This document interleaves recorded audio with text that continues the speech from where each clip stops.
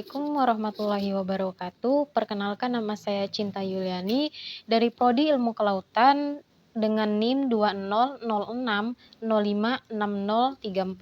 Di sini saya akan menyampaikan materi tentang produktivitas primer di perairan laut. Oke, langsung saja kita lanjut ke materi. Oke, yang pertama yaitu adalah konsep dasar. Produksi primer adalah produksi molekul organik dari molekul anorganik atau CO2 melalui proses fotosintesis dan kemosintesis. Organisme adalah produsen primer atau autotrof. Untuk memperoleh energi, organisme melangsungkan proses produksi primer atau bergantung pada produsen primer yang berada pada dasar rantai makanan.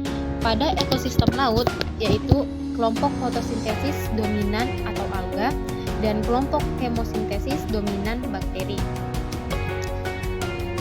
Fotosintesis adalah energi untuk membentuk molekul organik diperoleh dari matahari.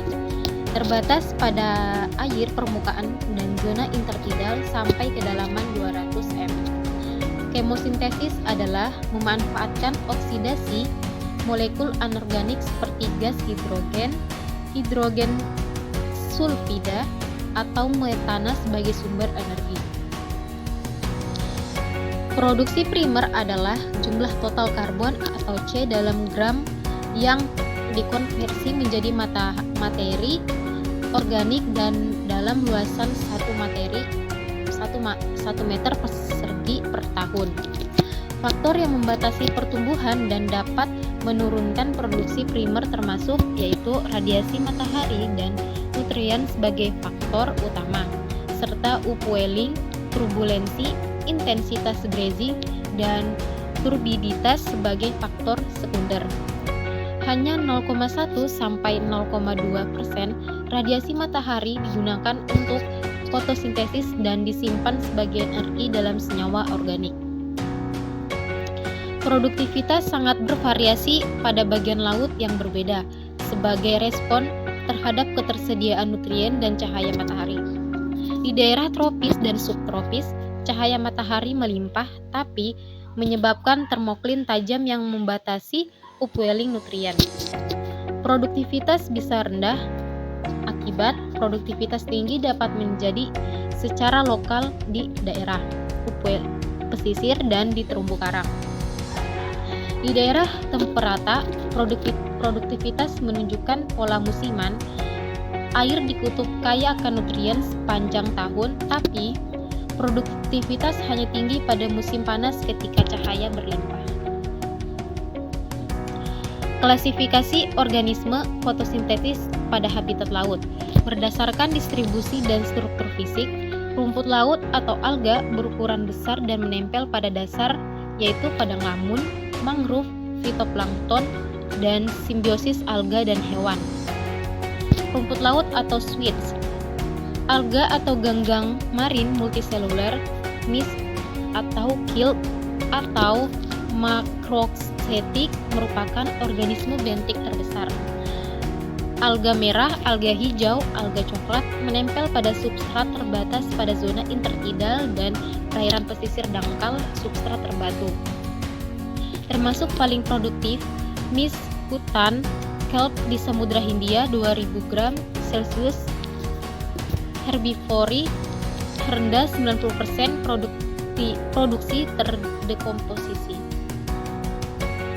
Padang lamun atau sea gris, tumbuhan berbunga dari familia Posidoniaceae, Zosterocaeaceae, Hydrocharitacea, dan Simodesis.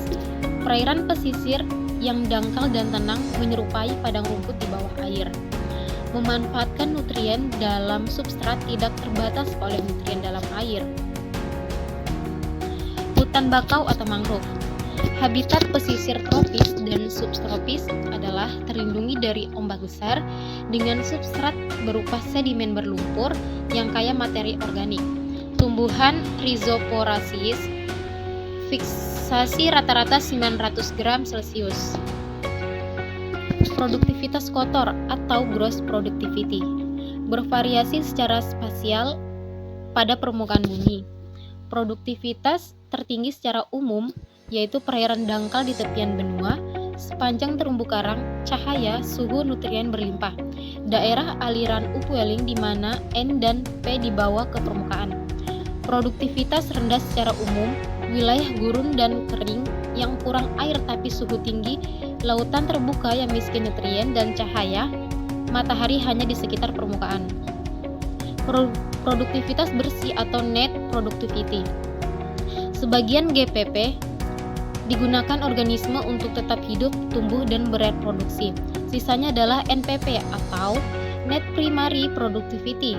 NPP tertinggi daerah muara, rawa, hutan hujan tropis.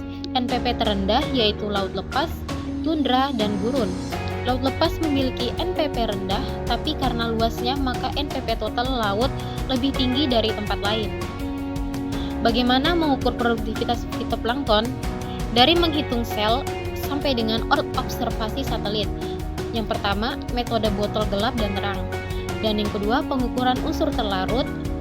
Dan yang ketiga, karbon min 14 Celsius radioaktif tracer dan artificial fluorescence klorofil yang terstimulasi matahari atau pencitraan satelit. Komunitas mikrofitobentik pada sedimen laut dangkal dan permukaan batuan yang menerima cahaya. Kemudian terdiri dari diatom, klorofita, dinoflagellata, dan alga mikroskopis yang lain. Dibagi menjadi dua komponen, yaitu yang pertama komponen epipsamik dan komponen epipiklik. Dan terima kasih.